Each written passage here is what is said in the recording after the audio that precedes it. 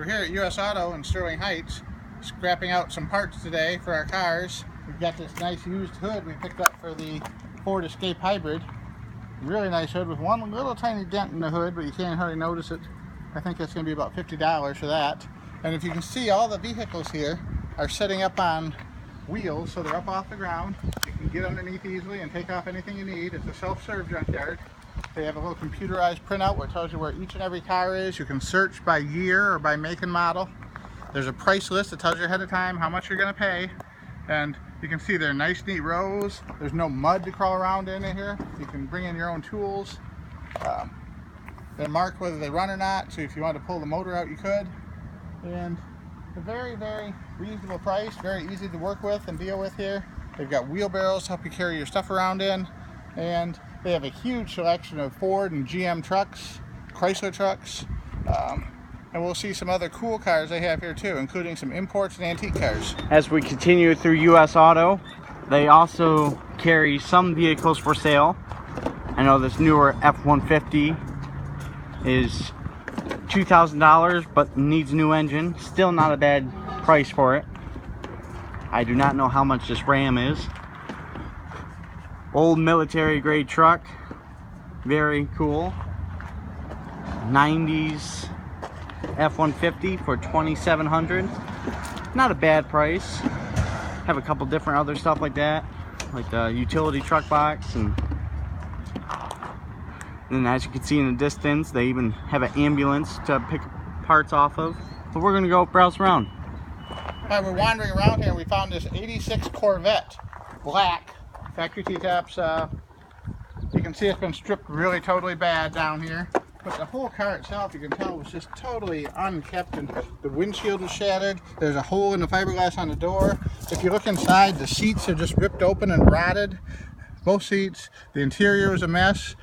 I don't understand how anybody could let a Corvette get to be in this bad of shape. I mean, these are such expensive, nice cars, and I know this generation of Corvette isn't really the most highest rated, but they're still cool and they're still Corvettes. I just don't see how a Corvette owner could let his car come to this situation. It's just sad, very sad. Let me see if I heard anything more from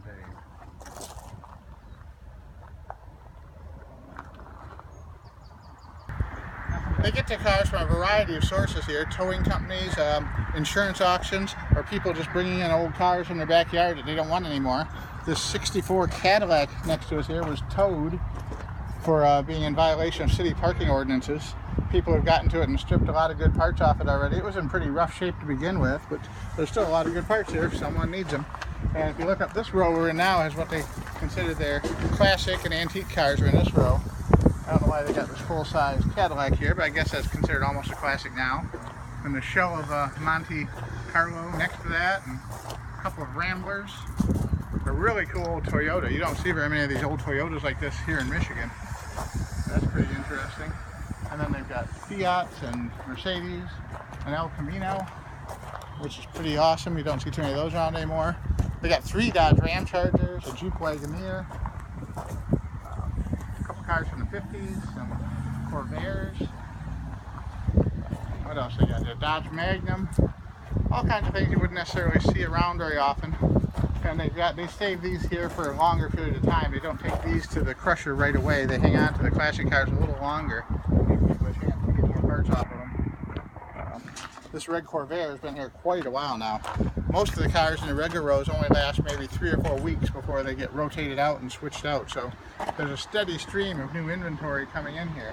If they don't have what you want or what you're looking for, wait a week or two, because it'll probably be here.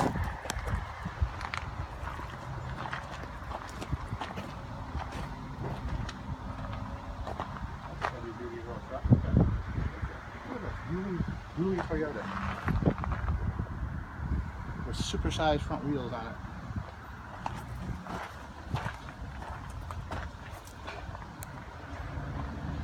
Huh. Oh, there's a little tiny car here. I think it's the MG Midget. That's not much left of that, and it's really tiny. I can't imagine getting in and out of that thing.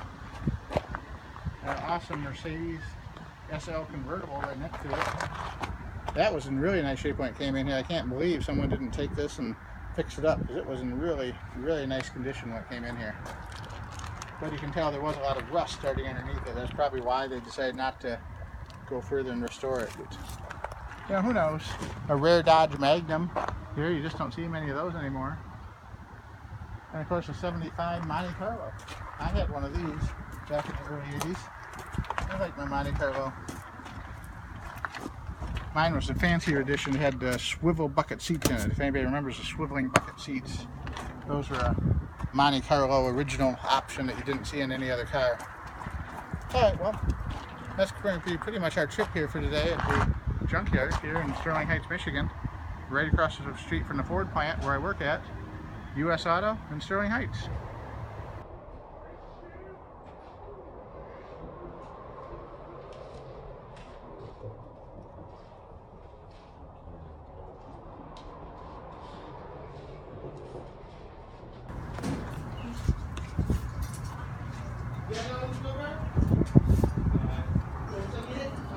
You guys got any